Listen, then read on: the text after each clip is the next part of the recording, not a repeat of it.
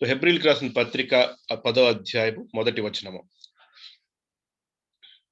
ధర్మశాస్త్రము రాబోవుచున్న మేలుల ఛాయ గలదియే కాని ఆ వస్తువుల నిజ స్వరూపము గలది కాదు. కనుక ఆ యాజకులు ఏటేటా ఎడతెగకుండా అర్పించు ఒకటే విధమైన బలులు వాటిని తెచ్చువారికి ఎన్నడును సంపూర్ణ సిద్ధి కలుగ చేయ నేరవు. పెద్ద వచనము వాక్యము. ఆగి మనం దాన్ని విడదీసుకుని మనం ధ్యానిద్దాం. సో ధర్మశాస్త్రము రాబోవుచున్న మేలుల అనే మాట దగ్గర ఏంటి? రాబోవుచున్న అంటే అర్థం ఏంటి? ఇప్పుడు అది లేదు అని అర్థము. అంటే దేవుడు రాబోవు యుగములో తన ప్రజలందరినీ, తన బిడ్డలందరినీ ఆయన యొక్క సన్నిధికి, సమక్షమునకు తీసుకువెళ్తున్నారు. అది మేలు మనందరికీ రాబోచున్నది. ఎందుకంటే మనం ఎవరం కూడా ఇంకా ప్రభువు సన్నిధిలో సంపూర్ణంగా లేము. మన ఆత్మ ఆయనతో ఉన్నది, కానీ మన శరీరము, మన జీవితము ఇంకా భూమి మీదే ఉన్నది. కానీ రాబోచున్న మేలు ఏమిటి? అది మనం అందరము ఆయన విశ్వసించిన ప్రతి ఒక్కరూ కూడా ఆయన దగ్గరికి వెళ్ళిపోతాము. ఆయన సమక్షంలో ప్రభువుతో కలిసి నిరంతరము నిత్యము మనము జీవించబోతున్నాము. సో ఇక్కడ ధర్మశాస్త్రము ఇచ్చిన ఈ విధానము, ఈ విధులు, ఈ కట్టడలు ఇవన్నీ కూడా ఆ పరలోక ప్రవేశమునకు చెందిన విషయముల, ఇక్కడ వస్తువుల అని రాయబడింది, కానీ దాని యాక్చువల్ వర్డ్ ఏంటంటే the things of the future. అంటే ఇట్స్ నాట్ వస్తువు అని కాదు, విషయముల మాట. రాబోవుచున్న మేలుల సంబంధించిన విషయముల యొక్క ఛాయ గలదే ఈ ధర్మశాస్త్రము. అంటే ధర్మశాస్త్రములో మనకి ఈ వివరించబడినది, ఇశ్రాయేలు ప్రజలకు ఇవ్వబడినది, అందులో ఏది కూడా అది నిజము కాదు. అంటే నిజస్వరూపము కాదు. అది దానికి సంబంధించిన నిజము వేరొకటి ఉన్నది, అది రాబోచున్నది. ఆ మేలుల యొక్క నీడ లాంటిదే ధర్మశాస్త్రము. అంటే నీడ దేన్ని సూచిస్తుంది? ఒరిజినల్ గా ఉన్న వ్యక్తిని గాని, ఆ వస్తువుని గాని సూచిస్తుంది. కానీ ఆ నీడ ఒరిజినల్ కాదు కదా. అదే విధంగా అందుకనే ఛాయ అన్న మాట ఉపయోగించుకున్నారు. అది మిర్రర్ ఇమేజ్ అనొచ్చు, లేకపోతే అది రిఫ్లెక్షన్ అనొచ్చు, ఏదన్నా సరే. అది కేవలము కూడా ధర్మశాస్త్రము రాబోవుచున్న మేలుల ఛాయ గలదియే కానీ ఆ విషయముల, ఆ వస్తువుల నిజస్వరూపము గలది కాదు. సో ద రియాలిటీ లేదు ధర్మశాస్త్రంలో. కనుక ఆ యాజకులు ఏటేటా, అంటే ప్రతి సంవత్సరము కూడా, ఏ యాజకులు? ప్రధాన యాజకులు. ఎందుకంటే సంవత్సరము అని చెప్పిన మాట ఎవరికి అప్పచెప్పబడింది? అది కేవలం ప్రధాన యాజకుడికే అది ఆ డ్యూటీ. దైనందిన కార్యక్రమాలు చేసేది లేవి వంశస్థులోని వేరే యాజకులు. కానీ ఏటేటా ఇచ్చే వాళ్ళందరూ ఎవరు? అది ప్రత్యేకించి ఒక పాప పరిహారార్థ బలి ఉన్నది, ప్రతి సంవత్సరం చేయవలసింది. సో కనుక ఆ ప్రధాన యాజకులు, ఆ యాజకులు ఏటేటా ఎడతెగకుండా అర్పించు ఒకటే విధమైన బలులు.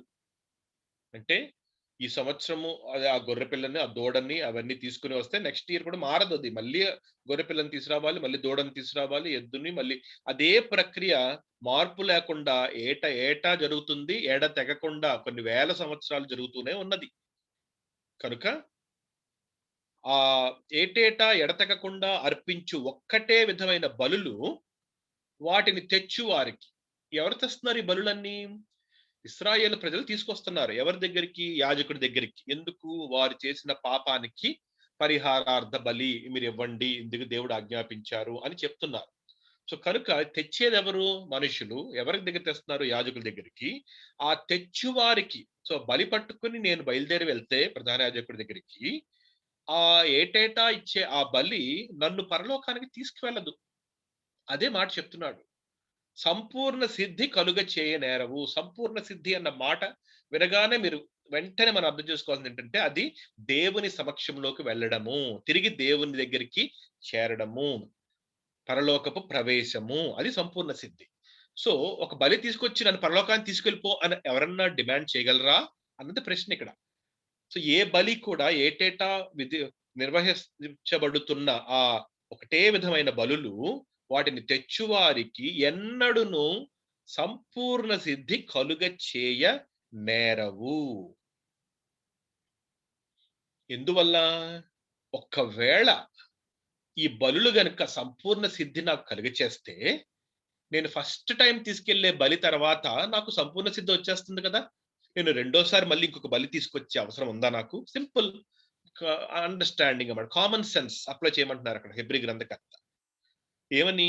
అలాగు చేయగలిగిన ఎడల సేవించువారు అంటే సేవ చేయడానికి వచ్చారు బలి పట్టుకుని దేవునికి దగ్గరికి. వారు ఒక్కసారే శుద్ధపరచబడిన తరువాత, సో ఒకవేళ సంపూర్ణ సిద్ధే కలుగు చేస్తే ఒక బలి, గొర్రెపిల్ల యొక్క బలి, నేను శుద్ధపరచబడిపోయాను నేను ఫస్ట్ టైమే. అప్పుడు ఏమవుతుంది నాకు ఇంకా రెండోసారి ఇంటికెళ్ళిన తర్వాత నాకు పాపము అనే విషయం నా మైండ్‌లోకి రాకూడదు ఇంకా. నేను పూర్తిగా శుద్ధీకరణ చెందాను నేను. సో, శుద్ధపరచబడిన తరువాత వారి మనస్సాక్షికి పాప జ్ఞప్తి ఇకను ఉండదు. అసలు పాపం అనే విషయం మర్చిపోతాను నేను. ఒకవేళ ఆ బలితో నేను సంపూర్ణ సిద్ధి పొంది పరలోక ప్రవేశం నాకు ఉంటే కనుక. అప్పుడేం జరుగుతుంది? నేను మళ్ళీ ఇంకొక బలి తీసుకొని, మళ్ళీ అక్కడికి వెళ్లి ప్రధాన యాజకుని దగ్గరికెళ్లి, "అయ్యా! నేను పాపం చేశాను. నా పాపం జ్ఞాపకం వస్తుంది. ఇదిగో బలివ్వు" అని నేను రెండోసారి ఎందుకు చేస్తాను నేను? నేను మానేస్తాను కదా మొదటిసారే. అదనమాట. ఒకవేళ ఈ మేకలు, గొర్రెపోతుల బలులు గనుక సంపూర్ణ సిద్ధి కలుగ చేయగలిగిన ఎడల, సేవించువారు ఒక్కసారే శుద్ధపరచబడిన తరువాత వారి మనస్సాక్షికి పాప జ్ఞప్తి ఇకను ఉండదు. కనుక వాటిని అర్పించుట మానుదురు కదా! మానేస్తారు కదా! కానీ మానివేయట్లేదు. జరుగుతున్న సత్యమేమిటి? ఏటేటా అదే విధమైన బలులు ఎడతెగక జరుగుతూనే ఉన్నాయి. ఎందుకు? ఈ స్టేట్‌మెంట్ రైట్ కాదు. ఏది?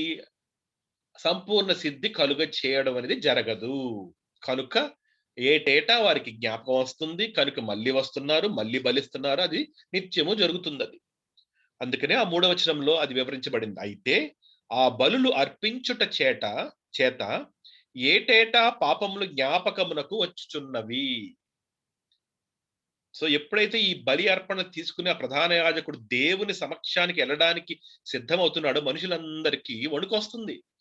దేవుడు మమ్మల్ని దగ్గరికే రానివ్వట్లేదు. సంవత్సరానికి ఒక్కసారి ఈయనొక్కరినే తీసుకుని, అది కూడా మన పాపపు బలిని ఇమ్మమని అంటున్నారు అంటే, నా పాపం మళ్ళీ జ్ఞాపకం వస్తుంది. ప్రతి సంవత్సరం గుర్తొస్తుంది వాళ్ళకి. అయ్యో! మేము ఎంత పాపంలో ఉన్నాం మేము.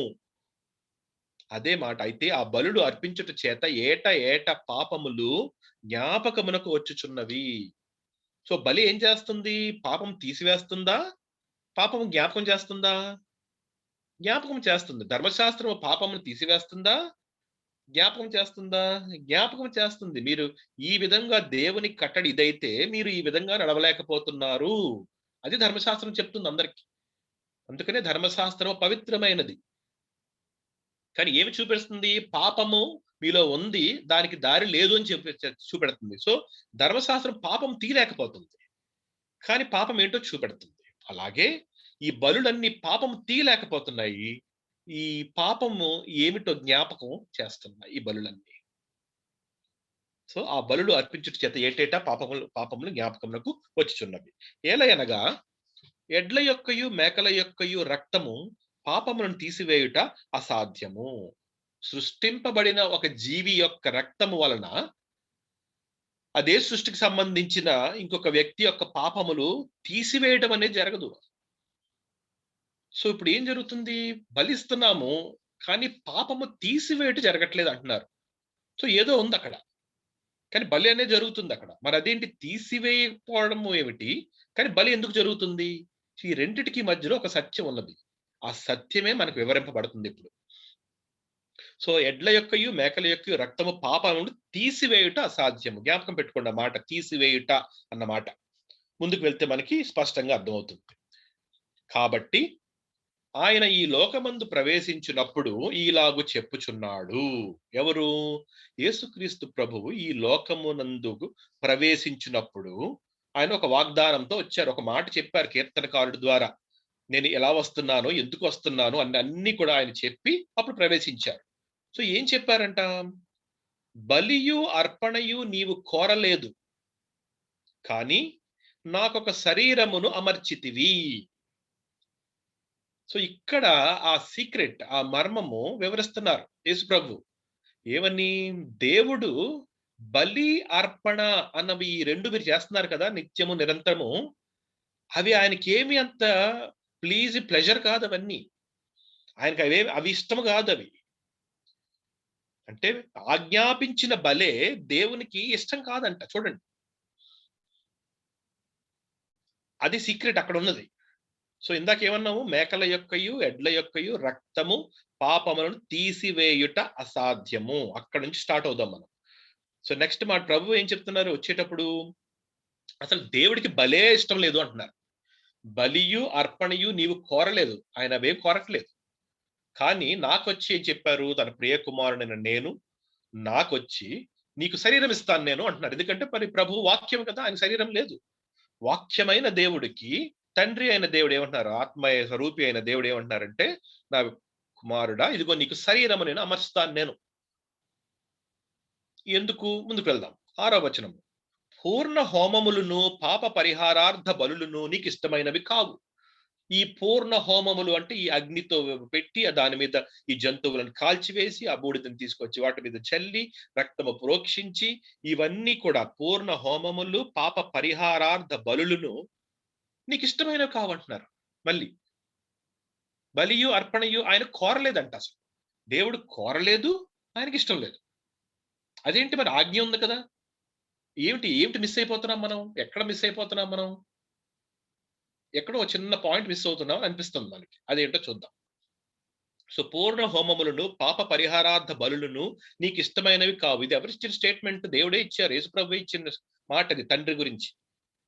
అప్పుడు 7వ వచనం, నేను గ్రంథపు చుట్టలో నన్ను గూర్చి రాయబడిన ప్రకారము, అప్పుడు ప్రభు అంటున్నారన్నమాట, యేసు ప్రభు గ్రంథపు చుట్టలో అంటే ఈ ప్రవచనములన్నిటిల్లోనూ కూడా నన్ను గూర్చి అంటే ఆయన ప్రియ కుమారుడైన యేసు అయిన నా గురించి దేవుడు రాశారంట. ఏమని రాశారంట, ఇదిగో ఎలా రాశారు నన్ను గురించి, దేవా నీ చిత్తము నెరవేర్చుటకు ఇదిగో నేను వచ్చి ఉన్నాను అంటిని. సో నేను, నా గురించి దేవుడు ఇలా రాసి పెట్టారు ఏమని, నా మాటగా. నా మాట ఏంటి, దేవా అంటే దేవుడు తండ్రి అయిన దేవుడు నేను పిలుస్తున్నాను, దేవా నీ చిత్తము నెరవేర్చుటకు, అండర్లైన్ చేసుకోండి ఆ మాట, నీ చిత్తము నెరవేర్చుటకు ఇదిగో నేను వచ్చి ఉన్నాను అంటుంది. సో పరలోకములో దేవుని దగ్గర సమక్షములో వాక్యముగా ఉండి నిత్యత్వంలో ఉన్న వాక్యము శరీరధారి అయి వస్తున్నారు ఇక్కడికి. ఎందుకంట, అప్పటిదాకా జరుగుతున్న ఈ బలి అర్పణలు అవేమీ ఆయన కోరలేదు. ఆ హోమములు ఆ పాప పరిహారార్థ బలులు ఆయనకి ఇష్టం లేవు. కానీ వీటికి వేరుగా ఆయనకి ఇంకొక చిత్తం ఉందంట. చూడండి, ఆయన చిత్తం ఇది కాదని అర్థం అవుతుంది అక్కడ మనకి. ఈ బలి అర్పణ పూర్ణ హోమము పాప పరిహారార్థ బలులు ఇవేమీ కూడా ఆయన చిత్తము కాదంట. సో ఆయన చిత్తము నెరవేర్చడానికి నేను శరీరము తీసుకుని, ఆయన ఇచ్చిన నాకు అమర్చిన నా శరీరం తీసుకుని ఇదిగో నేను వచ్చాను నేను.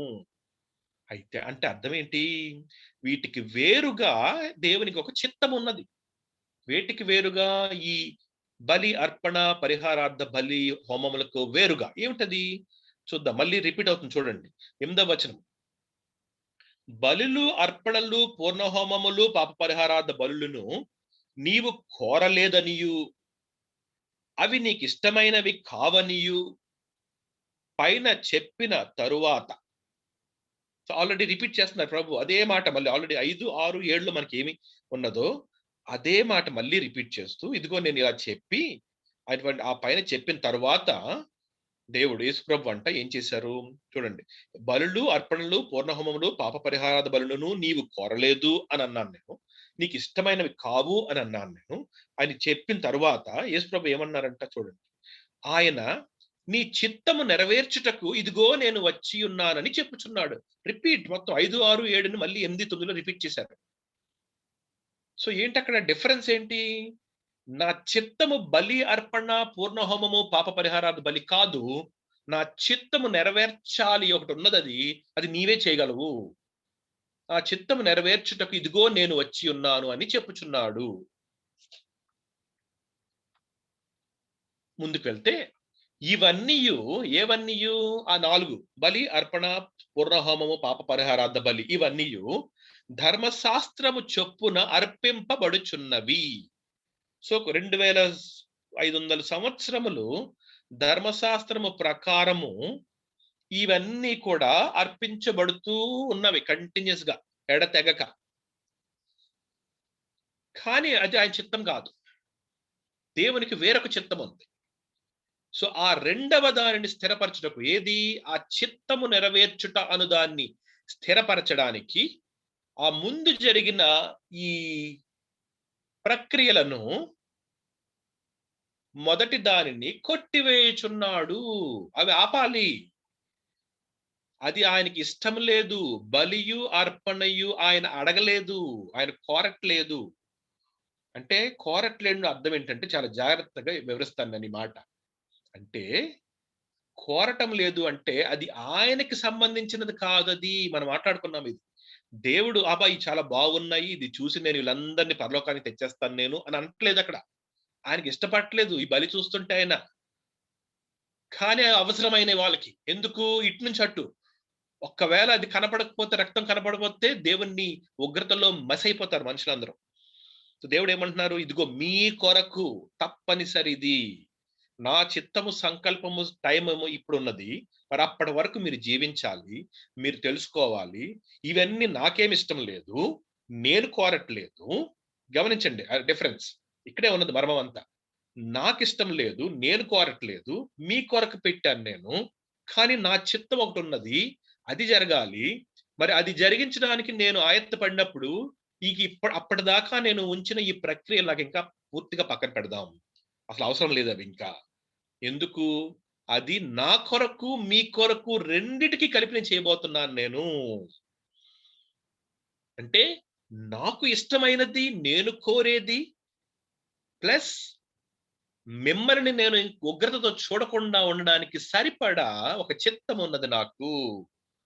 అది నేను నెరవేర్చబోతున్నాను. కనుక మీరేం చేస్తాను ఇప్పుడు నేను? అప్పటిదాకా ఉన్న ఇవన్నీయు, ఏవిది? బలియు, అర్పణయు, పాప పరిహారార్థ బలి, పూర్ణ హోమములు పక్కన కొట్టివేయుచున్నాను. గమనించండి ఇప్పుడు మళ్ళీ ఆ మాట. 9వ వచనం మళ్ళీ చదువుతున్నాను నేను. ఆయన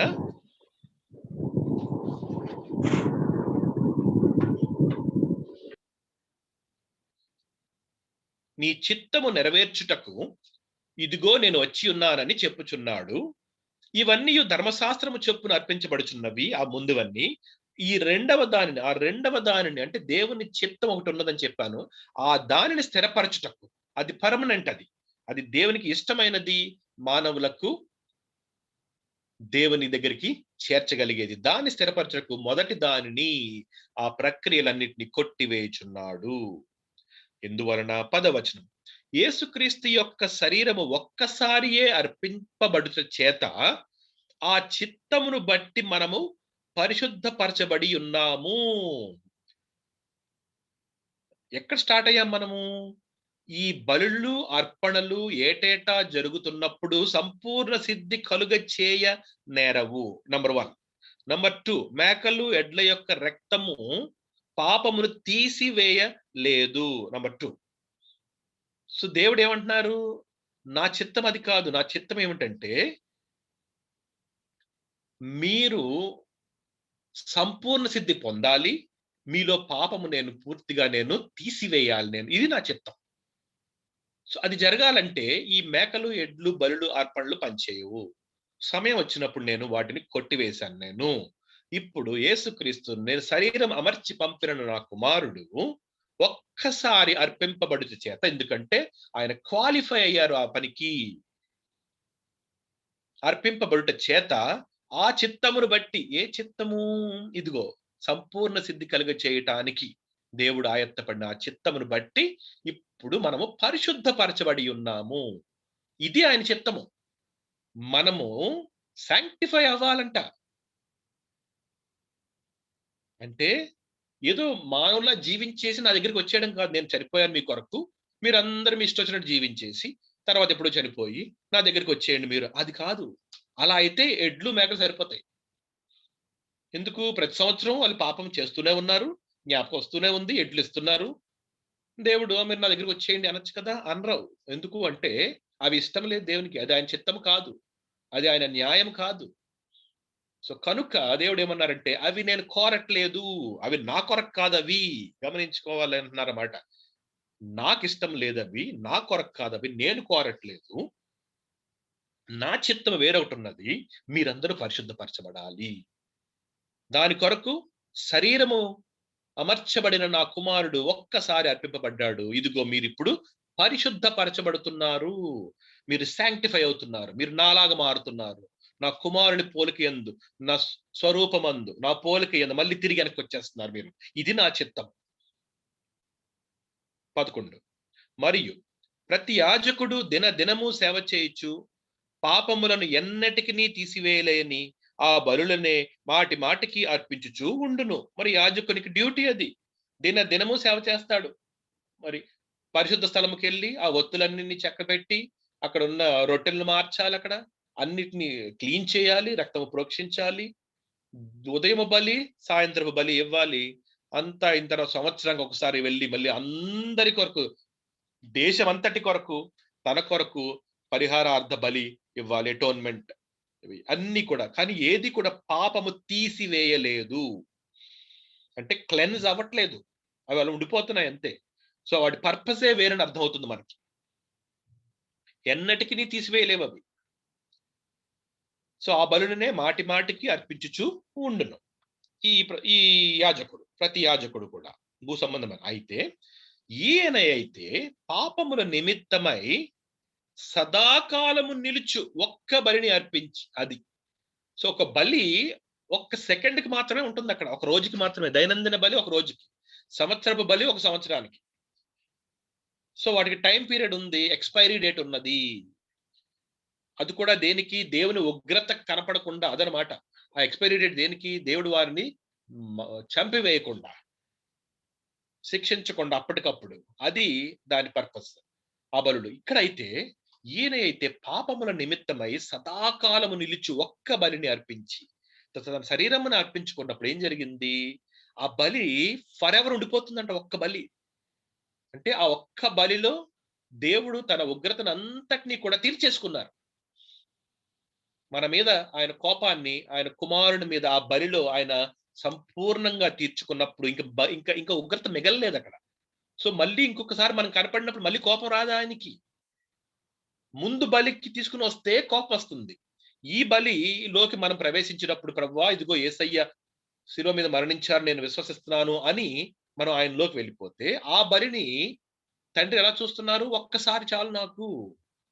సో సదాకాలం నిలిచిపోతుంది ఆ బలి. సో ఆ ఒక్క బలిని అర్పించి అప్పుడు ఏమైపోయారు?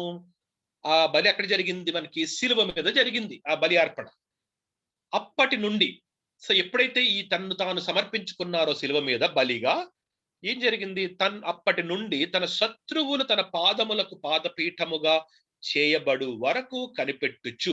సో శత్రువులు అంటే ఎవరు? సాతాను సంబంధించిన పడిపోయిన దూతలు, దెయ్యములు, వాళ్ళందరికీ చేయి కలిపిన మానవులు, వీరందరూ కూడా దేవునికి విరుద్ధముగా జీవిస్తున్నారు. సో వారందరినీ కూడా ఒక దినమున యేసయ్య తన పాదముల కింద పాదపీఠముగా చేసుకుని రాజ్యం వెళ్తారు. ఆ రోజు వచ్చే వరకు అంట కనిపెడుతున్నారు మళ్ళీ. సో ఇది దేవుని చిత్తము. సో కనిపెట్టుచు దేవుని కుడి పార్శ్వమున ఆసీనుడాయను. సో బలి అర్పించిన వెంటనే నెక్స్ట్ స్టేజ్ ఎక్కడికి వెళ్ళిపోయారు? ప్రభు తండ్రి దగ్గరికి వెళ్ళిపోయారు, కూర్చున్నారు అక్కడ. ఎందుకు కూర్చున్నారు? వెంటనే ఎందుకు అమలు చేయట్లేదు అన్ని? ఎందుకు అంటే ఇక్కడ ఏం జరుగుతుంది? ఆయన విశ్వసించిన వారందరూ పరిశుద్ధపరచబడుచున్నారు. ప్యారలల్ గా ఏం జరుగుతుంది? అక్కడ దేవుడు ఆయన తన సంకల్పములో కాలము యుగ సమాప్తి వరకు తీసుకువెళ్తూ అక్కడ అందరి శత్రువులన్నీ ఆయనకు అప్పగించేయబోతున్నారు, ప్రభువుకి. అప్పుడు ఆయన ఆ ఆసనం మీద నుంచి లేచిపోతారు, కుడిపక్కన నుంచి. అప్పటి వరకే కూర్చుంటారు అక్కడ. సో ఇది సీక్వెన్స్ అన్నమాట, ఏం జరుగుతుందో రియల్ టైంలో. సో కనుక అందుకనే నెక్స్ట్ వచ్చిన చూడండి, ఒక్క అర్పణ చేత ఈయన పరిశుద్ధ పరచబడు వారిని, ప్రజెంట్ కంటిన్యూస్ టెన్స్, పరిశుద్ధ పరచబడు వారిని. సో అలాగే ఎవరు వస్తున్నా వాళ్ళందరినీ కూడా శాంక్టిఫై చేసుకుంటూ ఆయన ప్రక్రియ కొనసాగుతుంది. అందుకని అక్కడ కూర్చుని ఉన్నారు, వెయిట్ చేస్తున్నారు అక్కడ. ఇది మన కోసం ఇక్కడ పరిశుద్ధపరచబడ్డము. శత్రువులందరూ డెస్టినీ ఏమిటి? వారు ఉగ్రత దినానికి తీర్పు దినానికి వారు వెళ్ళిపోతున్నారు. సో మనకేంటి? ఆ ఒక్క అర్పణ చేత, ఆయన శరీరము సమర్పించిన ఆ ఒక్క అర్పణ చేత పరిశుద్ధపరచబడు వారిని, అంటే మనము ఎవరైతే విశ్వసించామో మనము సదాకాలమునకు, అంటే ఫర్ ఎవర్ ఏం చేశారంట? సంపూర్ణులుగా చేసి ఉన్నాడు. సంపూర్ణత అంటే ఏంటో తెలుసా? దేవునితో కలిసి ఉండడం సంపూర్ణత. పర్ఫెక్షన్. అది దేవుని చేరుకోవడం. పరలోక ప్రవేశము సంపూర్ణ సిద్ధి, సంపూర్ణత. సో, ఆ అర్పణ వలన నాకా ధన్యత వచ్చింది. సంపూర్ణునిగా అయ్యాను నేను. ఎందుకు? ఆ ఒక్క అర్పణలో దేవుని చిత్తం నెరవేరింది. ఏమిటా చిత్తము? ఆయనకి ఇష్టమైన బలి అది. ఎందుకు? పాపము లేని ఆయన కుమారుడు బలిగా అర్పించబడ్డాడు. ఆయన ఉగ్రతంతా కూడా ఆ బలిలో తీరిపోయింది. అంతే కాకుండా ఆయన ఆ బలి అవ్వడం వలన ఆయన దేవుని చిత్తమైన పరిశుద్ధత అనేది వస్తుంది మానవులకి. ఇంతకు ముందు రాలేదు ఏ బలి వలన. అందువల్ల దేవుడు ఏమంటున్నారు? నేనవి కోరలేదు. నాకవి ఇష్టం లేదు. ఆ బలి మిమ్మల్ని పరిశుద్ధపరచట్లేదు. Why will I love them? అదనమాట. ఆ సీక్రెట్ అక్కడ. నాకెందుకు ఇష్టం ఉంటాయి అవి? అవి మిమ్మల్ని పరచనప్పుడు అదే అర్థం చేసుకోండి ఓ ఇశ్రాయేల్ ప్రజలారా, హెబ్రీయులారా, అవి నేను ఇచ్చింది టెంపరరీ పర్పస్. అందుకనే నేను నా చిత్తము నెరవేర్చుటకు నా కుమారుని పంపించినప్పుడు అది ఏం చేయాలి? వాటిని నేను కొట్టివేస్తున్నాను వాటిని. రెండూ కలిసి ఉండవు. రెండవ దాన్ని స్థిరపరచాలంటే మొదటి దాన్ని కొట్టివేయాలంటే ఆపివేయాలి అవన్నీ కూడా. అవి ఆగిపోయినాయి. ప్రభు ఒక్కసారి బలి అర్పణ అయ్యారు. అప్పుడేం చేశారు? కుడిపార్శ్వంకి వెళ్లారు. మనల్ని పరిశుద్ధపరుస్తున్నారక్కడ. మనల్ని సదాకాలం నిత్యత్వం కొరకు ఆల్రెడీ మనల్ని కొనేసుకున్నారు. తన సొత్తుగా. ముందుకు వెళ్దాం. ఈ విషయమై పరిశుద్ధాత్మ కూడా మనకు సాక్ష్యం ఇచ్చుచున్నాడు. సో ఇదే విషయం పరిశుద్ధాత్మ దేవుడు కూడా మనకి చెప్తున్నారంట. ఎలాగా? వాక్యం ద్వారా చెప్తున్నారు. ఆల్రెడీ ప్రవక్తల ద్వారా చెప్పారు ఈ మాట. చూడండి ఆ మాట ఏంటంటే ఎలాగనగా, ఎలాగ చెప్తున్నారు ఆ సాక్ష్యము చూద్దాం. ఆ దినములైన తరువాత ఏ దినములు? ధర్మశాస్త్రం ఇచ్చి వీళ్ళందరినీ అప్పటి వరకు సూచన ప్రాయంగా వారు ఈ పనులన్నీ చేసిన తరువాత ఒక కొత్త నిబంధన చేస్తాను నా కుమారుడితో. ఏంటది? నేను వారితో చేయబోవు నిబంధన ఇదే. నా ధర్మ విధులను వారి హృదయమునందుంచి వారి మనస్సు మీద వాటిని రాయుదును. ఇది చిత్తమనమాట. పరిశుద్ధపరచబడుట అన్నది ముందు చదివాము. దాని ఎక్స్‌ప్లనేషన్ ఏంటో తెలుసా? నా ధర్మ విధులను వారి హృదయమునందుంచి. ఇంతకు ముందు ఏమున్నాయి? పేపర్‌లో ఉండిపోయినాయి అంతే అవన్నీ కూడా. ఎవ్వరు చేయలేరు దాన్ని. అందుకనే ఏటేటా బలులు పట్టుకొస్తున్నారు. అవి ఈ దేవునికి ఇష్టం ఉండట్లేదు. దేవుని చిత్తం ఏంటి? హృదయంలో ఆయన కట్టడలు రాయాలి. మనుషులందరూ పరిశుద్ధముగా వాటిల్ని ఏమంటారు? వారి హృదయాంతరంగంలోంచి దేవునికి అర్పణగా వారు జీవిస్తారు. అది దేవుని యొక్క కోరిక. అది కోరారనమాట. అందుకోసమే ఆయన కుమారుణ్ణి శరీరం ఇచ్చి పంపించారు. సో ఇదే నా ధర్మ విధులను వారి నా నిబంధన ఇదే. నా ధర్మ విధులను వారి హృదయమునందుంచి వారి మనస్సు మీద వాటిని రాయుదును. ముందెక్కడ రాశారు? పలకల మీద రాసిచ్చారు. చుట్ట మీద, కాగితపు చుట్ట మీద రాయిపించారు మోషే ద్వారా. కానీ అవి ఏమి చేయట్లేదు. అసలు నిబంధన ఇప్పుడు వస్తుంది. ఆ పాత నిబంధన ఆగిపోతుంది. కొత్త నిబంధన వచ్చింది. ఇప్పుడు మనుష్యుల, విశ్వాసుల మనస్సులలో అవి రాయబడ్డాయి. అదే పరిశుద్ధాత్మ దేవుడు కూడా సాక్ష్యం ఇస్తున్నాడు అంటున్నారు, చెప్తున్నారన్నమాట. ప్రభువు సాక్ష్యం ఇచ్చారు కీర్తన గ్రంథం ద్వారా. ఇక్కడ ఇర్మియా గ్రంథం 31, 33, 34 ప్రకారము పరిశుద్ధాత్మ దేవుడు సాక్ష్యం ఇస్తున్నారు. రెండు ఒకటే. దేవుని చిత్తం గురించి. యేసయ్య, పరిశుద్ధాత్మ దేవుడు దేని సాక్ష్యం ఇస్తున్నారు? దేవుని చిత్తం ఏమిటో తెలుసుకోండి. ఆయన బలులు, అర్పణలు, పూర్ణ హోమములు, పాప పరిహారార్థ బలులు ఆయన కోరట్లేదు. ఆన్ ద కాంట్రరీ, మీ కొరకు ఆయన నన్ను పంపించారు. ఎందుకంటే నా వలన మీ హృదయములయందు ఆయన కట్టడలు రాయబడతాయి. మీరప్పుడు పరిశుద్ధంగా జీవిస్తారు. ఆయనను పోలి నడుచుకుంటారు. ఇది ఆయన చిత్తము. దాని కొరకే ఈ ప్రపంచం అంతా ముందుకు వెళ్తుంది. ఆయన నిత్య సంకల్పం అది. సో అప్పుడు ఏం చేస్తారంట? ఆ అర్పణ ఇచ్చినప్పుడు ఇంతకు ముందు ఏం చేస్తున్నారు? దేవుడు వారి పాపమును తీసివేయట్లేదు. ఈ మేకలు, కోడెలు, గొర్రెలు బలిచ్చినప్పుడు వారి పాపాన్ని దేవుడు ఇంక నేను క్షమించేశాను. ఇంకా మీరు రావక్కర్లేదు మళ్ళీ బలి పట్టుకుని అనట్లేదు. మీ పాపం నేను తీసివేశాను అనట్లేదు. అయి పాపం నిలిచిపోతుంది. మళ్ళీ మళ్ళీ వస్తున్నారు. క్షమాపణ దొరకలేదు. ఇప్పుడేమంటున్నారు?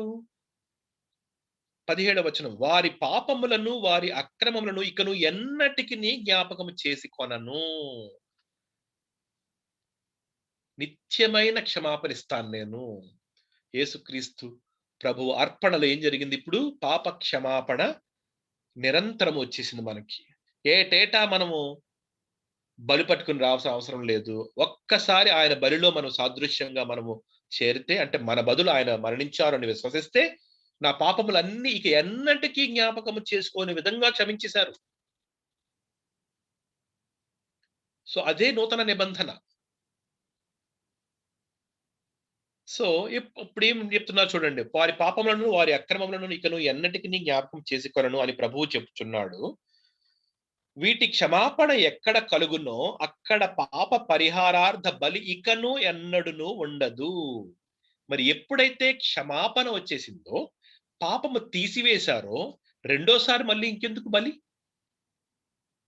సో, కంపేర్ చేసుకోండి. ఇప్పుడు ఇంతకు ముందు ఓల్డ్ టెస్టమెంట్ లో ఉన్న బలి అర్పణలు, పూర్ణ హోమములకి, యేసుక్రీస్తు ప్రభు బలికి డిఫరెన్స్ ఏంటి? అవి తీయటం లేదు పాపము, క్షమాపణ దొరకట్లేదు కాబట్టే మళ్ళీ మళ్ళీ చేయాల్సి వస్తుంది. ఇక్కడ ఎప్పుడు జ్ఞాపకం చేసుకొని అంటున్నారు ప్రభువులో ఉన్న ఆ ఒక్క బలి ద్వారా. ఇంకా మరి రెండోసారి ఎవరన్నా బలవ్వాల్సిన అవసరం ఉందా? Neither me Nar my lord. So, పాప పరిహారార్థ బలి అనేది ఇంక అవసరం లేదు, అయిపోయింది ఇంక ప్రపంచానికి. సో, ఎక్కడ క్షమాపణ కలుగునో వీటి క్షమాపణ, వేటికి పాపములకు, అక్రమములకు క్షమాపణ కలుగునో అక్కడ పాప పరిహారార్థ బలి ఇకను, అంటే ఇంతకు ముందు ఇక ముందుకు పోతే సమయంలో ఎన్నడూను ఉండదు. ఇంక అసలు బలి అనే అవసరం లేదు. పాప పరిహారార్థ బలి అనే అవసరము లేదు.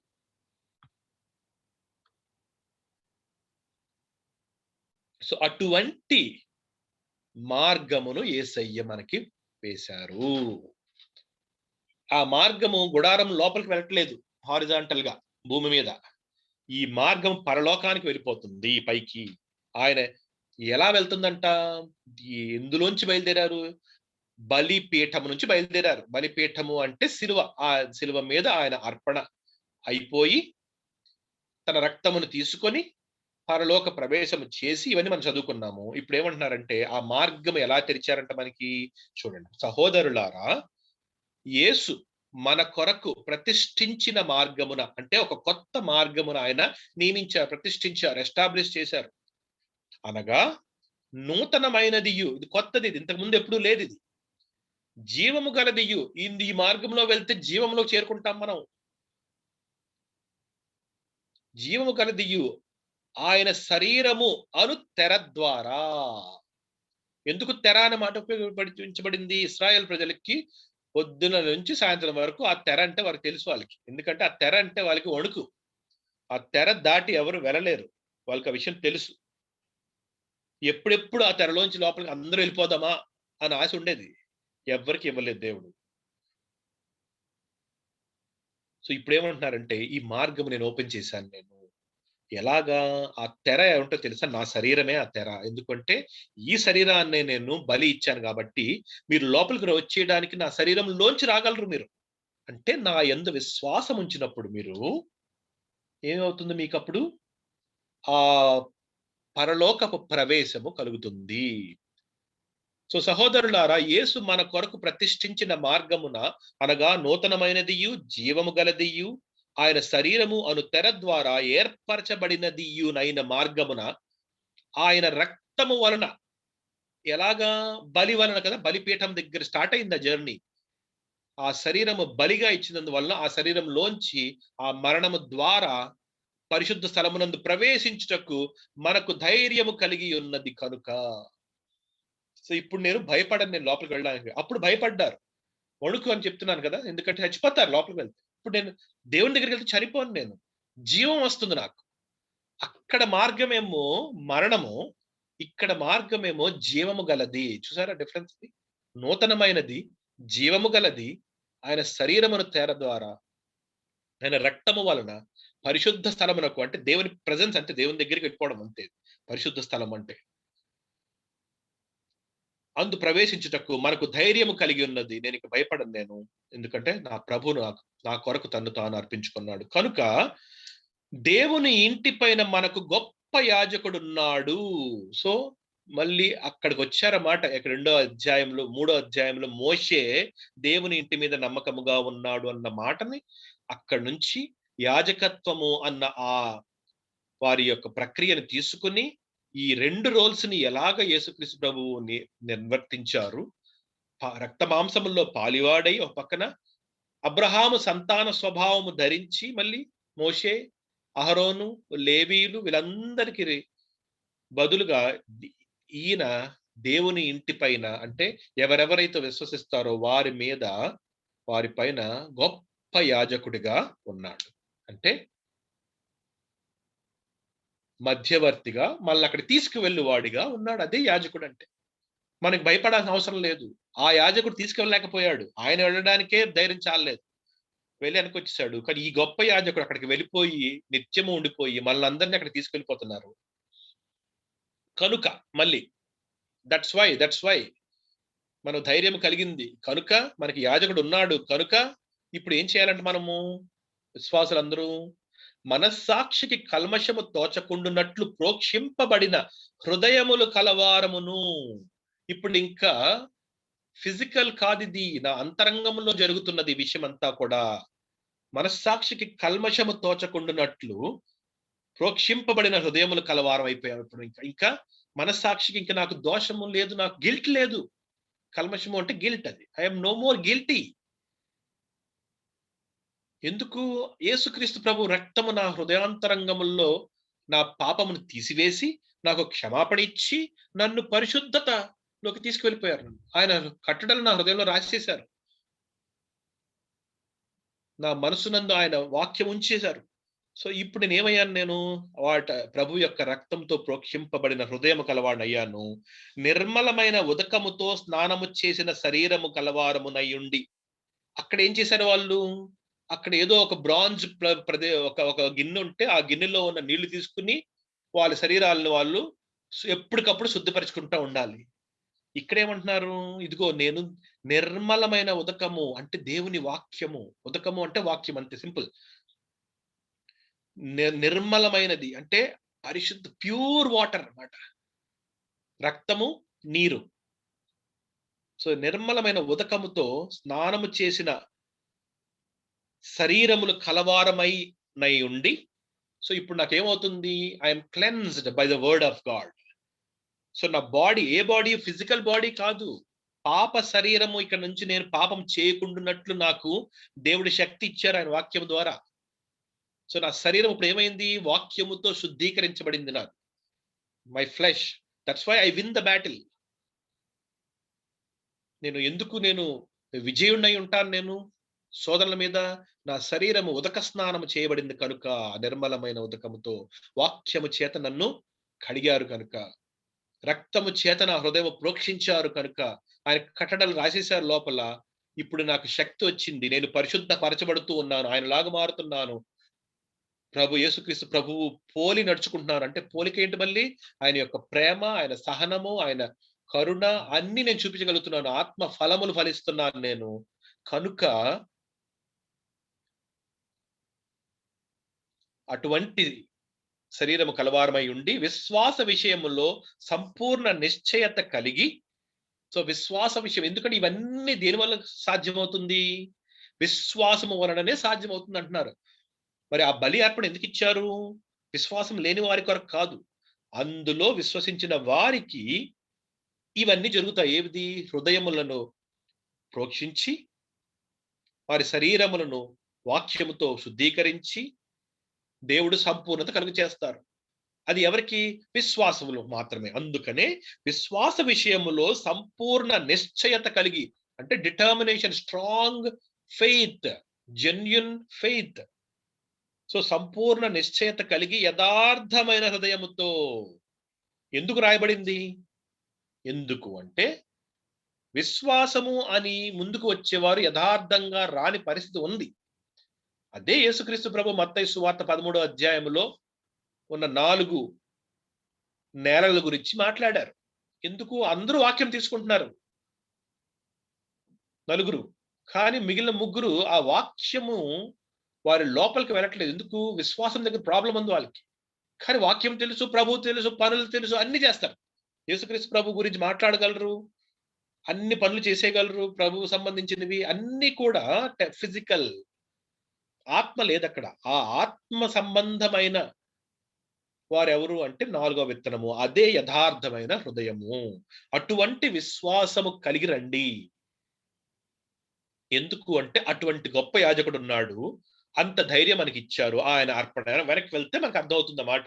ఎందుకు మనం యథార్థమైన హృదయంతో అప్రోచ్ అవ్వాలి అంటే యేసుక్రీస్తు ప్రభువు చేసిన గొప్ప ఘనమైన ఆ కార్యం గమనించండి మీరు అంటున్నారన్నమాట. సో విశ్వాస విషయంలో సంపూర్ణ నిశ్చయత కలిగి యథార్థమైన హృదయముతో మనము దేవుని సన్నిధానమునకు చేరుదము. ఓ హెబ్రీయులారా రండి. ఇలాంటి హృదయముతో, ఇలాంటి జెన్యూన్ ఫెయిత్ తో ఆయన సన్నిధి దగ్గరికి వెళ్దాం. ఎందుకు ఇంత చేశారు మన కొరకు. ఆయన చిత్తము మన ఎడల నెరవేరుస్తున్నారు. పరిశుద్ధ పరుస్తున్నారు మనల్ని. వాగ్దానము చేసిన వాడు నమ్మదగిన వాడు కనుక మన నిరీక్షణ విషయమై మనం ఒప్పుకొనినది నిశ్చలముగా పట్టుకొందము. సో మనకు ఆ మేలుల విషయం ఏమిటి? మనకి సంపూర్ణ సిద్ధి ఇచ్చారు. మనల్ని పరిశుద్ధపరుస్తున్నారు.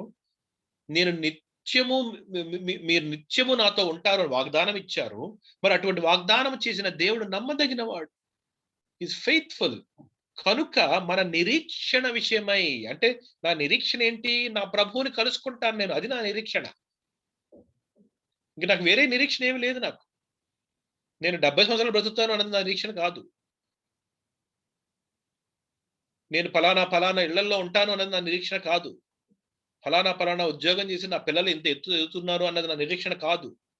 నా నిరీక్షణ ఏమిటి అంటే నన్ను పరిశుద్ధపరిచిన దేవుడు నన్ను పూర్తిగా ఆయనలాగా మార్చుకొని నూతన శరీరం ఇచ్చి నా ప్రభువుని నేను కలుసుకోగలుగుతున్నాను నేను. అది నా నిరీక్షణ. నిరీక్షణకి ఇంగ్లీష్ వర్డ్ ఏంటో తెలుసా? హోప్ కాదు. చాలా మంది నిరీక్షణకి ట్రాన్స్లేట్ చేసి హోప్ అంటారు. నిరీక్షణకి ఇంగ్లీష్ కరెక్ట్ ట్రాన్స్లేషన్ ఏంటంటే వెయిటింగ్.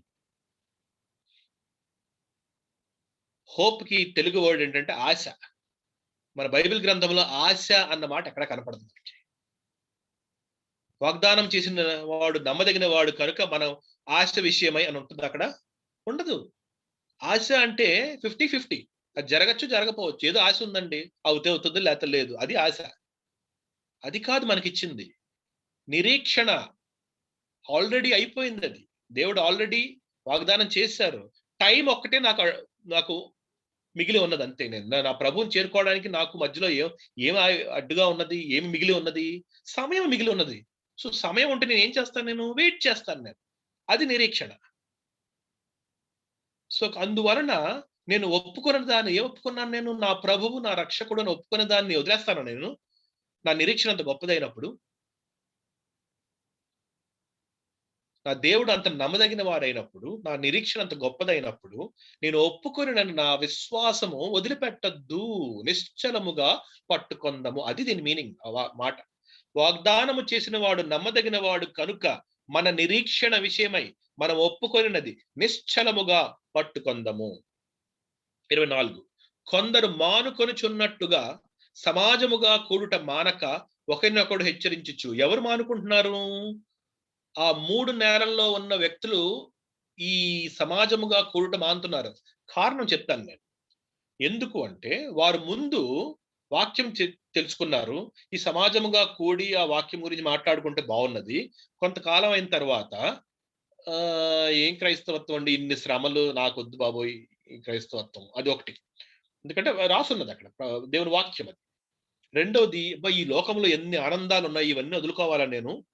ఇన్ని డబ్బు ఉన్నది, ఇవన్నీ నేను సంపాదించుకోవచ్చు. యేసుక్రీస్తు ప్రభు ఎందుకు నాకు అని చెప్పి నాకు వద్దు అనుకుంటారు. ఆ విధంగా ఇంకొక వాక్యము విని దాని గురించి అసలు ఆలోచించనే లేడు ఇంకొకడు. ఈ ముగ్గురు ఏమైపోతున్నారు? వారికి దగ్గరికి వచ్చిన వాక్యాన్ని పట్టుకోవటం లేదు వాళ్ళు. నిలబడట్లేదు. సో వారికి విశ్వాసం దగ్గర ప్రాబ్లం ఉంది అక్కడ. సో అందుకని మనము ఎలా ఉండాలంటున్నారు? నిజమైన విశ్వాసులు ఇదిగో ఆ వాగ్దానం చేసిన వాడు నమ్మదగిన వాడు కనుక మన నిరీక్షణ అది వెయిటింగ్. అది ఆ వెయిటింగ్ లో శ్రమ ఉండొచ్చు, దీనత్వం ఉండొచ్చు, డబ్బు లేని పరిస్థితి ఉండొచ్చు. It doesn't matter. నిశ్చలముగా పట్టుకొందము. ఎందుకంటే మన నిరీక్షణ వేరు. మన నిరీక్షణ భూ సంబంధమైన విషయములు కాదు. ఒక లెంగ్దీ జీవితమో లేకపోతే గొప్ప వస్తువులు కలిగి ఉండడమో, లేకపోతే ధనము కలిగి ఉండడమో ఇది కాదు కదా నిరీక్షణ. కనుక మన నిరీక్షణ విషయమై మనం ఒప్పుకొనేది నిశ్చలముగా పట్టుకొందము. కొందరు మానుకొనుచున్నట్లుగా సమాజముగా కూడుట మానక. అంటే ఎప్పుడు కూడా ఆ ఫెలోషిప్‌లో ఉందాం మనము. దేవుని బిడ్డలమైన మనం ఎప్పుడు కూడా ఒకరినొకరం హెచ్చరించుకుంటూ ఉండాలి. ఎందుకు? మన ప్రయాణం కొనసాగిస్తున్నాం మనము. పరిశుద్ధ పరచబడు వారం మనము. పరిశుద్ధ పరచబడిన వారం కాదు. బడువారము అంటే ప్రెజెంట్ కంటిన్యూస్ టెన్స్. ప్రతి దినము నాకు వాక్యం కావాలి. ప్రతి దినము నాకు హెచ్చరిక కావాలి. ఆదరణ కావాలి. ఒకరినొకరు హెచ్చరించుకోవాలి. కనుక ఆ దినము సమీపించుట చూచి మీరు చూచిన కొలది. సో ఇంక దేవుడు వచ్చేస్తున్నారని అర్థమవుతున్న కొలది మరి ఎక్కువగా అలాగు చేయొచ్చు. ఇంకా, ఇంకా, ఇంకా మనం ఫెలోషిప్‌లో ఉండాలి. దేవుని వాక్యం ధ్యానించాలి, ప్రార్థించాలి. వెనక్కి వెళ్ళిపోకూడదు. ఆగిపోకూడదు. దేవుడు ఎప్పుడో వస్తారులే అని కాదు. మానిపోవడం కాదు. వారందరూ లోకంలోకి వెళ్ళిపోతున్నారు. ఎందుకు? వారు నిజమైన స్థిరమైన విశ్వాసం కలిగి లేరు. కానీ మనము ఏ విధంగా ఉండాలి? ఆ దినము సమీపించుట మీరు చూచిన కొలది మరి ఎక్కువగా అలాగు చేయుచు ప్రేమ చూపుటకును అన్నిటికంటే ముఖ్యమైనది. ఎందుకు? అన్ని ఆజ్ఞలలోనూ గొప్ప ఆజ్ఞ ప్రేమ. అన్ని ఆజ్ఞలు అందులోనే ఉన్నాయి. సో ప్రేమ చూపుటకును, సత్కార్యములు చేయుటకును ఒకరినొకడు పురికొల్పవలెనని ఆలోచింతము. సో ఆ ప్రేమ విషయంలో ఎప్పుడు కూడా ఎదుటి విశ్వాసం మనం ఏం చేయాలి? నువ్వు కూడా ప్రేమించరా? వారిని ఇలా అనొద్దు. వారి మీద మనసులో బాధ పెట్టుకోవద్దు. నువ్వు వారిని ప్రేమించు. అవతల వాళ్ళు ఎలా ఉన్నా సరే ప్రేమించు. అది పురికొల్పుకోవడం. అలా చేయమంటున్నారు దేవుడు. మనకెవరన్నా ఒక విషయం చెప్తే 2 విషయాలు మనం ఇంకా యాడ్ చేసి ఇంకా దాన్ని కిందకి తీసుకెళ్తే ఎలా ఉంటుంది? దేవునికి నచ్చుతది. మనం ఒకరినొకరు ఎందుకున్నాం మనము? పురికొల్పుకోవడానికి. దేవునిలాగా మారుటకు పురికొల్పుకొనడానికి ఒకరినొకడు మనము హెచ్చరించుకుంటూ సహవాసంలో ఉండాలి. ఆ సహవాసానికి పర్పస్ అది. సహవాసం తర్వాత మనం చేసే డిన్నర్‌లు లేపోతే 2 బయటికి వెళ్ళడాలు అవన్నీ మంచివే. కానీ పర్పస్ అది కాదు. పర్పస్ ఇది. అవన్నీ ఏంటంటే అందులో ఉన్న ఆనందం అది. పంచుకోవడం అనేది. కానీ ఇప్పుడు ఏమైపోతుంది చాలా మంది పరస్పరము కలుసుకొని ఈ భూ సంబంధమైన విషయాల కొరకే కలుసుకుంటున్నారు. సోషల్ క్లబ్స్ అయిపోతున్నాయి. అన్‌ఫార్చునేట్‌లీ. కానీ దేవుడు ఏమంటున్నారు? ఎందుకు కలుసుకోవాలి మీరు? వాక్యము అన్నిటికంటే ప్రయారిటీ అయిపోవాలి మనకు. ఎందుకు టైం దగ్గర పడిపోతుంది. సో హెచ్చరిక ఉన్నప్పుడే నేను దినదినము కూడా ఆయనలాగా మార్పు చెందుతాను. పడిపోయిన నేను లెగుస్తాను నేను. తిరిగి నిలబడతాను నేను. మళ్ళీ పరుగు పందెంలో నేను ఉంటాను. ముందుకు వెళ్దాం. సమయం తక్కువ ఉందా మనకి? ముగించుకుందాం. 26 మనము సత్యమును గూర్చి అనుభవ జ్ఞానము పొందిన తరువాత సో ఈ దేవుని వాక్యం ఒకసారి వచ్చేసిన తరువాత మనము అంటే ఎవరంటే ఎవరెవరైతే వాక్యం వస్తదో మనము అంటే ఇక్కడ విశ్వాసులు అని కాదు. ఎవరన్నా సరే ఎనీబడీ దేవుని అనుభవ జ్ఞానం వచ్చిన తరువాత బుద్ధిపూర్వకముగా పాపము చేసిన ఎడల అంటే నాకు వద్దండి మీరేదో బలి ఇచ్చారు మీరు నువ్వు శరీరం మీద మరణించావు విన్నాను. కానీ నాకు మాత్రం నీ బలి అవసరం లేదు. అనుభవ జ్ఞానం అంటే అర్థం ఏంటి? ఆ నాలెడ్జ్ ఎక్స్‌పీరియన్స్ ద్వారా మైండ్‌లోకెళ్ళింది. ఇన్ఫర్మేషన్ వచ్చింది. అందుకనే ప్రభు చెప్పారు ఆ 3 విత్తనాల గురించి. వారు వాక్యము విని కొంత దూరం పరిగెట్టారు వాళ్ళు. ప్రయాణించారు. ఎలా ప్రయాణించారు? అనుభవ జ్ఞానం ఉంది వారికి. కానీ ఎక్కడ? ఆ ముళ్ళ పొదలొచ్చి ఆగిపోయినియి. నీరు లేకపోవడం వల్ల ఆగిపోయారు వాళ్ళు. రోడ్డు పక్కన ఉండే సాతానుకి ఈజీగా యాక్సెసిబుల్‌గా ఉండడం వల్ల ఆగిపోయారు. సో అది ఇంపార్టెంట్ అన్నమాట ఈ వాక్యం అర్థం చేసుకోవడానికి. మనం సత్యమును గూర్చి అనుభవ జ్ఞానం పొందిన తరువాత బుద్ధిపూర్వకముగా అంటే వాలంటరీగా వాళ్ళు వెళ్ళిపోతున్నారు దేవుని వదిలేసి. ఎందుకు? వాళ్ళ కారణాలు వేరు. ఒక్కొక్కరికి ఒక కారణం. బుద్ధిపూర్వకంగా పాపము చేసిన ఎడల పాపములకు బలి ఇకను ఉండదు. సో ఇక వారి కోసం వేరొక బలి ఏమీ లేదు. ఆ బలులు ఎలాగో ఆపేశారు దేవుడు. మేకలు, కోడెలు అవి ఇంకా అవసరం లేదు. ఒకే ఒక్క బలి ఉన్నది. ఇందులో ఉంటే మీకు రక్షణ. ఇందులో లేకపోతే నెక్స్ట్ ఓన్లీ ఉగ్రత మిగిలుంది అంతే. చూడండి. మళ్ళీ వచ్చి నేను మేకని తీసుకొస్తానంటే కుదరదు ఇంకా. ఆ టైం కూడా అయిపోయింది అంటున్నారు దేవుడు. ఇంక పాపములకు బలి అనేది లేదు ఇక్కడ. మీరు బుద్ధిపూర్వకంగా పాపం చేస్తున్నారు. ఇక నా ఉగ్రత టైం అయిపోయింది. పూర్వ సమయంలో అట్‌లీస్ట్ నా ఉగ్రతను లేకుండా కొంతకాలం మీకు సమయం ఇచ్చాను నేను. నాకు ఇష్టం లేకపోయినా సరే ఆ బలులు. ఇప్పుడు ఆ టైం కూడా లేదు మీకు. ఒకవేళ నా బలిని మీరు తీసుకోకపోతే అదే నెక్స్ట్ వచనం. న్యాయపు తీర్పునకు భయముతో ఎదురు చూచుటయు విరోధులకు దహింపబోవు తీక్షణమైన అగ్నియును ఇకను ఉండును. ఇంకా మళ్ళీ ఇశ్రాయేల్ ప్రజలు వచ్చి పర్లేదండి మేము బలులు అర్పించుకుంటా ఉంటాం ఇంకొక 2000 సంవత్సరాలు మాకు ఏం జరగదు అనుకుంటే కుదరదు అలాగా. ఆ టైం కూడా అయిపోయింది. ఇక దేవుని యొక్క తీర్పు వచ్చేస్తుంది. ఆయన రాబోతున్నారు. మీరు భయంతో దానికి ఎదురు చూడాలి. విరోధులను దహింపబోవు తీక్షణమైన అగ్నియే ఉంది ఇంక లాస్ట్ ఇంకా. Last thing that is waiting for this world is a fire that consumes everybody, all enemies of God. విరోధులను దహింపబోవు తీక్షణమైన అగ్ని ఇకను ఉండును. 28 ఎవడైనను మోషే ధర్మశాస్త్రము నిరాకరించిన ఎడల, ఆ నిరాకరించిన ఎడల అన్న వర్డ్ అండర్లైన్ చేసుకో. ఎందుకు? వారు తృణీకరించారు, వద్దన్నారు. సో నేను చేయను అంటున్నారు. అప్పుడు ఏం చేస్తున్నారు మోషే? 2-3 సాక్షుల మాట మీద కనికరింపకుండా వారిని చంపించుదురు. సో దేవుని ఇచ్చిన అట్లీస్ట్ ఒక బలి పట్టుకొని వస్తే నేను ఉగ్రత లేకుండా మిమ్మల్ని నేను కొంతకాలం చేస్తానంటే నాకు అక్కర్లేదు అన్నాడు ఒకడు వచ్చి. నేను బలి తేను ఏమి తేను, నేను పాపనం చేసుకుంటాను అంటే ఏం జరిగింది అక్కడ? అతను చంపించేశారు. సో ధర్మశాస్త్ర విషయంలోనే నిరాకరణ అనే మాట వస్తే దేవుడు అక్కడే ఇమీడియట్ గా ఉగ్రత చూపించినప్పుడు, ఇట్లుండగా దేవుని కుమారుని పాదములతో త్రొక్కి, అంటే దేవుని కుమారుని పాదంతో త్రొక్కడం అంటే ఏంటి? అంటే అంత అల్పంగా చూశారన్నమాట దేవుని యొక్క రక్తాన్ని, బలిని వెళ్ళి. ఎవరైతే విశ్వాసంలోకి రాకుండా వెనక్కి వెళ్ళిపోతున్నారో, అనుభవ జ్ఞానం పొంది వెనక్కి వెళ్ళిపోతున్నారు. ఇట్లుండగా దేవుని కుమారుని పాదములతో త్రొక్కి తాను పరిశుద్ధ పరచబడుటకు సాధనమైన, ఒక్కవేళ నువ్వు వస్తే గనక ఆ రక్తమే నిన్ను సాధన, ఆ మీడియం నిన్ను క్లెన్స్ చేయడానికి. ఆ రక్తం వద్దనుకుంటే నీ క్లెన్సింగ్ ఉండదు. సో పరిశుద్ధ పరచబడుటకు సాధనమైన నిబంధన రక్తమును అపవిత్రమైనదిగా ఎంచి, అందులో పవిత్రత ఏమీ లేదు, అది మామూలు రక్తమే అని అన్నారంటే ఏం జరుగుతుంది అక్కడ? దేవుడిచ్చే కృపను వారు తిరస్కరిస్తున్నారు. కృపకు మూలమగు ఆత్మను తిరస్కరించిన వాడు, అది అండర్లైన్ చేసుకోవాలి. అక్కడ నిరాకరించారు మోషే ధర్మశాస్త్రము, ఇక్కడ యేసుక్రీస్తు ప్రభువుని తిరస్కరిస్తున్నారు. అటువంటి తిరస్కరించిన వాడు ఎంత ఎక్కువైన దండనకు పాత్రుడుగా ఎంచబడును అని మీకు తోచును.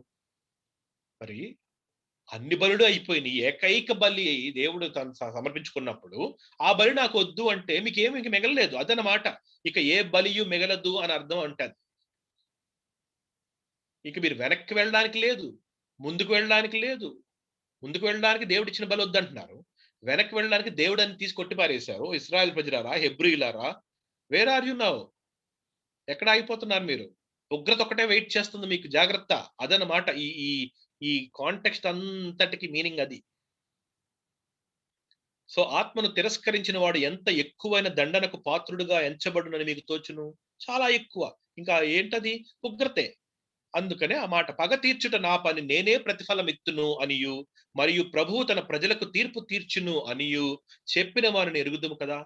సో ఫైనల్ డెస్టినీ ఏంటి? వీళ్ళందరికీ కూడా దేవుడు ఏమంటున్నారు? నేను పగ తీర్చుకుంటాను, ప్రతిఫలం నేనే ఇస్తాను, తన ప్రజలకు తీర్పు తీర్చును. సో అందరికీ కూడా నేను న్యాయమైన తీర్పు తీస్తాను అని దేవుడు ఆల్రెడీ చెప్పారు. సో మీరు ఇంకా రాకుండా తిరస్కరించి అనుభవ జ్ఞానం పొంది, అంటే యేసు ప్రభు ఎవరో వారికి హెబ్రీయులకు అర్థమవుతుంది. ఆయన చేసిన ఆ బలి యొక్క విలువ వారికి తెలుస్తుంది. వీళ్ళందరూ ఈ ఫస్ట్ సెంచరీలో ఉన్న హెబ్రీయులు వీళ్ళు.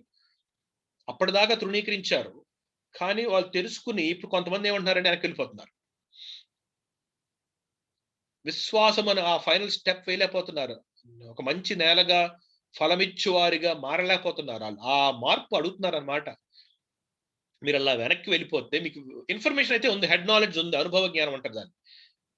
యేసు ప్రభు గురించి మాటలు వల్లించడం అన్ని ఈజీయే. కానీ మీరు గనుక ఆయన తిరస్కరిస్తే జీవము గల దేవుని చేతిలో పడుట భయంకరము.